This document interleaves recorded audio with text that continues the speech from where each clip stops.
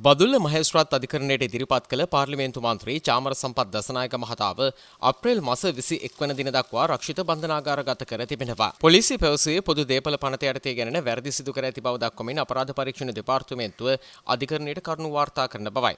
සැකකාර මන්ත්‍රීවරයා ඌව පළාත් මහ ඇමති ලෙස කටයුතු කළ කාල සීමාවේ පළාත් සභා ලිපි ශීර්ෂයේ යොදා ගනිමින් පෙරපාසල් දරුවන් සඳහා රුපියල් මිලියනයක මුදලක් එක්රැස් කර එය තමාගේ නමින් චෙක් පතකින් ලබාගත් බව කියන චෝදනාවට අදාළව අධිකරණය හමුවේ කරුණු වාර්තා කරන බව පොලිසිය ප්‍රකාශ කර තිබුණා. අදාළ චෝදනාව සම්බන්ධෙනුයි චාමර සම්පත් දසනායක මහතා ලබන 21 වනදා දක්වා රක්ෂිත බන්ධනාගාරගත කර ඇත්තේ. පාර්ලිමේන්තු මන්ත්‍රී චාමර සම්පත් දසනායක මහතා මේ වන විටත් රක්ෂිත බන්ධනාගාරගත කර සිටින්නේ මූල්‍ය චෝදනා කිහිපයකට අදාළවයි. එම චෝදනා සම්බන්ධයෙන් වැලිකඩ බන්ධනාගාරයේ රඳවා සිටි මන්ත්‍රීවරයා බන්ධනාගාර බස් රථයකින් බදුල්ල මහේස්ත්‍රාත් අධිකරණයට රැගෙන විත් තිබුණා. පාර්ලිමේන්තු මන්ත්‍රී චාමර සම්පත් දසනායක මහතා පසුගිය 27 වනදා අල්ලස් කොමිසම විසින් අත්අඩංගුවට ගනු ලැබුවා. ඔහු ඌව පළාත් මහ ඇමතිවරයාව සිටින කාලයේ එම පළාත් සභාවේ සිදුව ඇති බව කියන අක්‍රමිකතා සම්බන්ධයෙන් ලැබී ඇති පැමිණිල්ලක් මත මෙම පරීක්ෂණ ක්‍රියාත්මක වුණා. නඩු 3ක් සම්බන්ධයෙන් පසුගිය 27 වනදා අත්අඩංගුවට ගෙන අධිකරණයට ඉදිරිපත් කළ පාර්ලිමේන්තු මන්ත්‍රී චාමර සම්පත් දසනායක මහතාට නඩු දෙකකින් අප හිමි වුවත් එක් නඩුවකට අදාළව රක්ෂිත බන්ධනාගාරගත කෙරුණා.